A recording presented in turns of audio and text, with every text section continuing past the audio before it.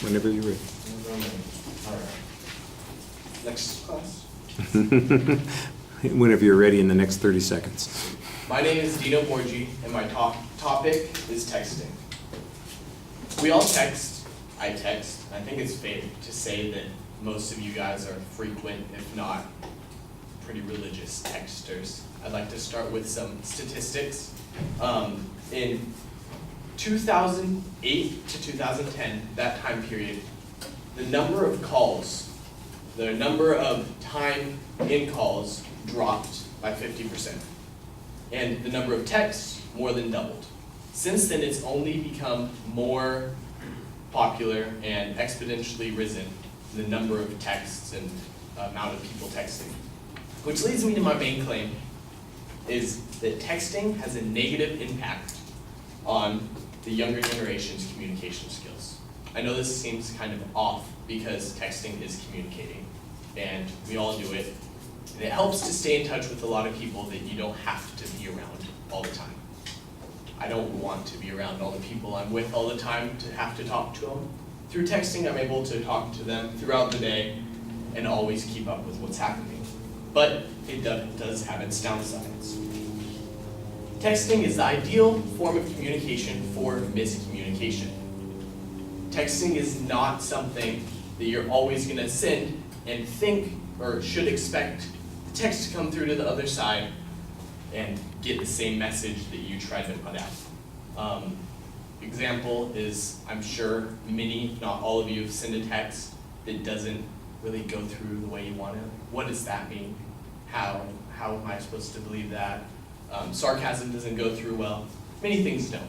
But texting and the problems with communication in youth goes beyond just the miscommunication. It leaks into the classrooms and leaks into everyday talking. Texting has kind of become something that makes people speak the way they text, or text the way they speak, however you want to put it. 64%, let me double check that, 63% of students admit to using text speech, such as acronyms or slang terms, in an assignment in the classroom, and still turning it in because it's appropriate in their minds, but it's not. It goes further than that when we get into interviews and real life, you could say. Texting is something that's gonna, I believe, inhibit our younger generation's ability to communicate effectively, whether it be communication skills with older people not in text or with each other. Texting gives you a yes-no answer pretty perfectly, but in communication, it's more than that.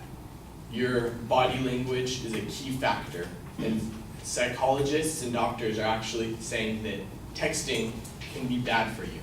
Many children and young adults have experienced lack of sleep, sleep loss, and even anxiety and sleep problems because of texting that need to know what's happening around you. Personally, I've had a few experiences where texting wasn't quite what it seemed. Didn't get me where I wanted to be. I personally am in a sales business where I have to talk to people all the time and communicate with people like me, other reps, and doctors. I'm a medical sales rep. And texting isn't ideal for that type of work.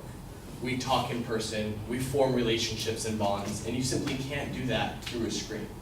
Texting has also led to many, how would I say, ways that people can speak that they wouldn't do it in person.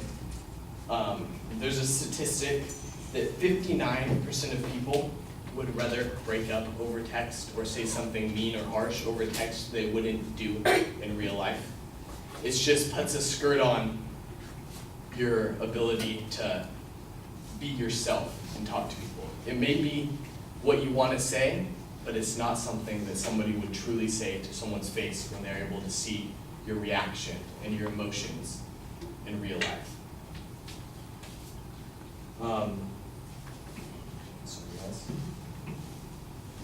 Technological communication skills have damaged the traditional form of communication, like I went over, but it's it's worrying people that the younger generations that grew up texting consistently will not be able to talk to adults. I know that everybody here has seen younger people and text with younger people and know them, but it's such a gap. Even in the last year that I've been out of high school, when I text and talk to people in high school and in younger areas, it's just, there's so much to keep up with. There's so many new terms and new slangs consistently that it's hard to stay in the loop and know what's happening. I wanted to end it with texting doesn't mean it's a bad thing. Texting isn't a terrible idea, but youth texting become more of a necessity than a tool to stay in communication. Thank you.